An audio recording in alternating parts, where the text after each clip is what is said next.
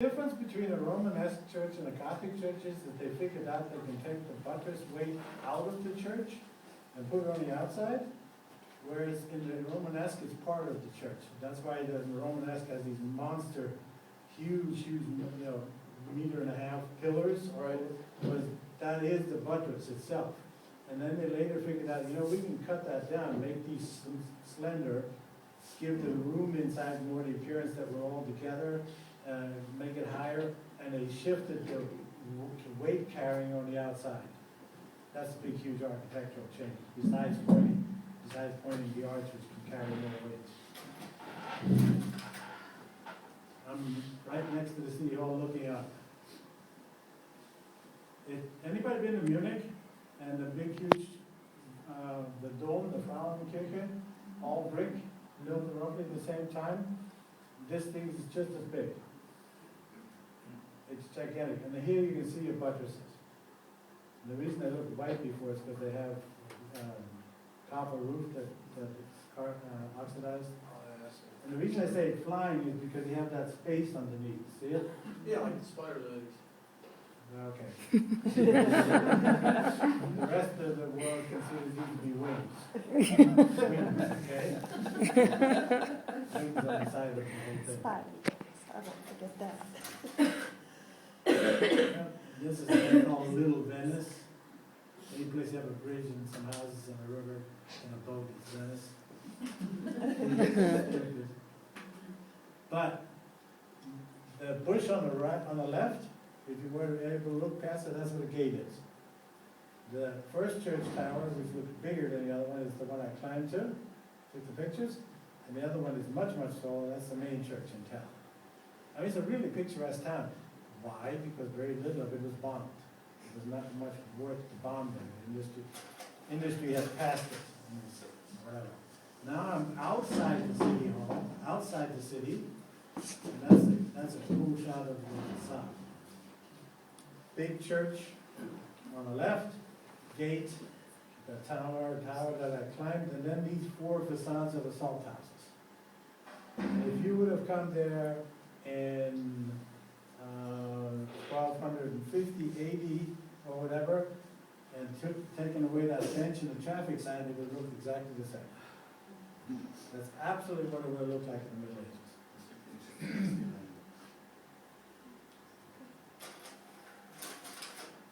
Close up, city leagues, remember, big cities that were part of the league, they had their emblems here. And again, these towers are absolutely unnecessary. We don't need them. They're there for show. They're there to let everybody know we got money. We can waste. I think it was 1:30 a.m. My wife wrote me said, I want to picture this without people. Then I had to find a post where I could put my camera so that you see it's not 100% sharp, almost, but not quite. It was handheld at a time when we didn't have the fancy electronics that we do today. And then this, another part of town. This is a gift of the richest merchant at the time in Lübeck to the poor of the city. It's a hospital, medieval hospital of the 1400s. Fascinating. The central part that holds everything together, the church. So if you come in and you die, you don't have to go far and get home. But no, the reason that church is there is because the people that were that benefited from his gift were supposed to, as long as they were there, twice a day pray for his soul forever. You'll hear something like that tomorrow again. But it was literally a gift. You guys that were with me in Nuremberg, the place where we ate lunch, that whole Spital thing, same thing. A rich merchant donated this, and I put, what did I write here on your, can you read this in the dark? It says, Spital, never mind, that's Augsburg. But it works in Augsburg too. Look at where it says Fuggerei On the bottom. Hit the light for a second, Frank. It says Sugar Rise, is that it?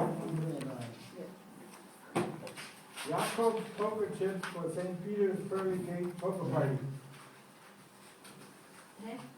Huh? Good, read it again, Party. read it again.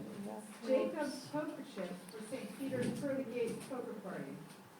What am I talking about? No idea. He's betting and gambling that he wants to go through St. Peter's Gates. He wants to have some chips in his hands when he gets to the pearly gates, so St. Peter will let him in. You know, I did this good thing here.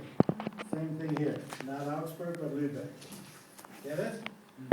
Go ahead. He donated this partially because it was the right thing to do. Okay? And it was, he made lots of money, so he did something for those that were not quite as fortunate as he was. But the secondary idea is also, otherwise he wouldn't have that church there to pray for his soul the whole time, that I may have done this or that in life, I need something that I did positive. So it's his eternal bet that he's making it into heaven. Well, his hope, yes. Okay.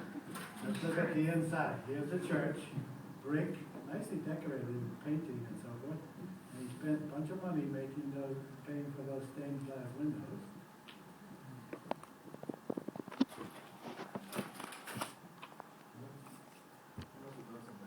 The balcony's always there for the rich, the nobility. Remember above, remember we had the chapel with 3 layers? And he's above, not necessarily to look down on people, but to be safe from whoever else is down there. In this case, especially because there might be sick people down here. And this is so cool. It managed to survive for 600 years. A wooden ceiling, all those years, original. See it? Mm-hmm. And this was a hospital. These things that you look at, they're little cubicles. And they're exactly twice as big as a bed. Okay? The bed defines the width or the length of it, and then you have the space in front of it again with a little table and a door to get in. And that's where you separate rooms for the sick. From 1400 something. And there were 2 halls, there's 2, one each equal on either side of the church. All intact, survived. And then this. This is a restaurant today, one of the fanciest to go to.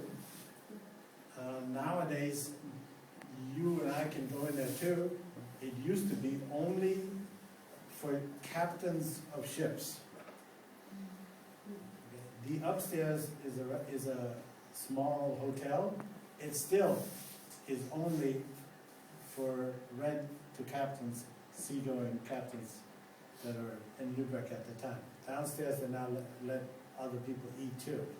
What's really neat in there is they have like, you walk in and the main room where the restaurant is almost as big as the whole building. And it's subdivided into 6 separate areas with big tables in there.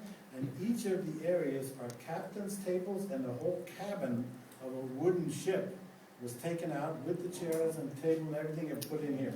So you have the inside of 6 different captains' cabins from ships that were seagoing at one time. Schifferhaus, Gasthaus Schifferhaus. If you're there, gotta go at least have a beer.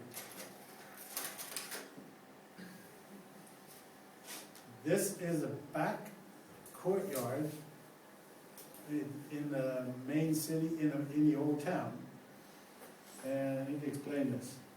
This row of buildings on the right here, they're actually very small. You can see they're barely more than one story high.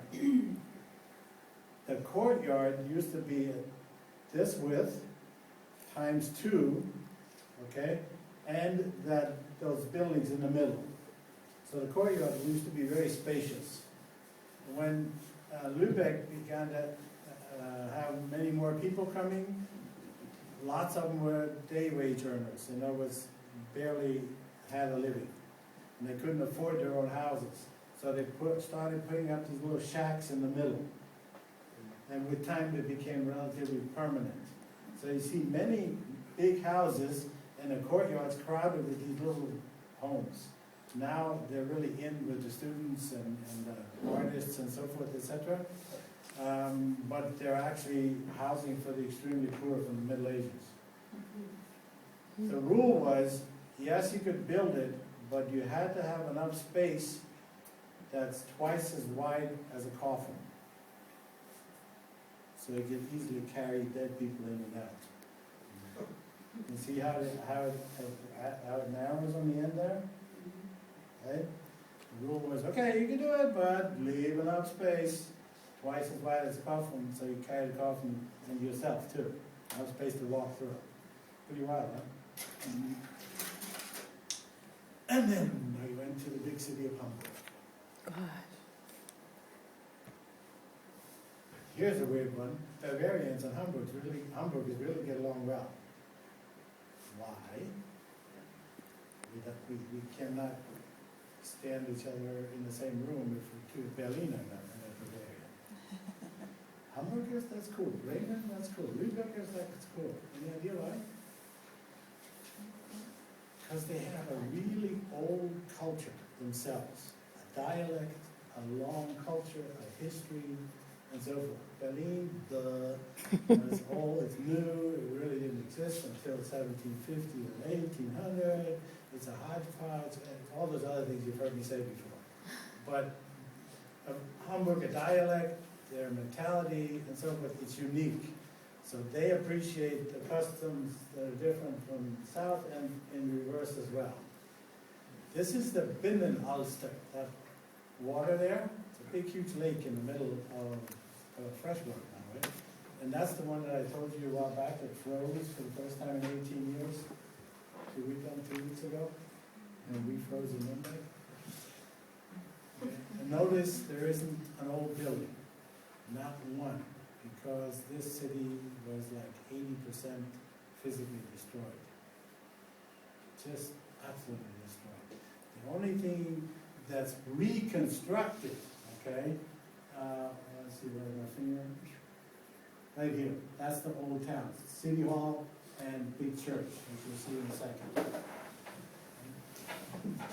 Everything else totally rebuilt because it was completely destroyed in World War II. Why were you supposed to be started? The harbor. And it had the U-boat bins, the submarine bins were there. Shipbuilding. So if you watch the movie Das Boot, have you seen it? Yes. About submarines, submarine warfare, World War II. The boat that they had in the movie is buried underneath collapsed submarine bins in Hamburg. It was the huge harbor, and the fleet was in there, the submarines were there, railroad, everything. I mean, all the strategic reasons to bomb it. This is another gift to get into heaven. This individual was a ship tycoon, made huge amounts of money, and donated 2 rows of houses here to be homes for widows that were poor because their husbands didn't have enough money put aside, but they were sea captains that lost their lives at work on the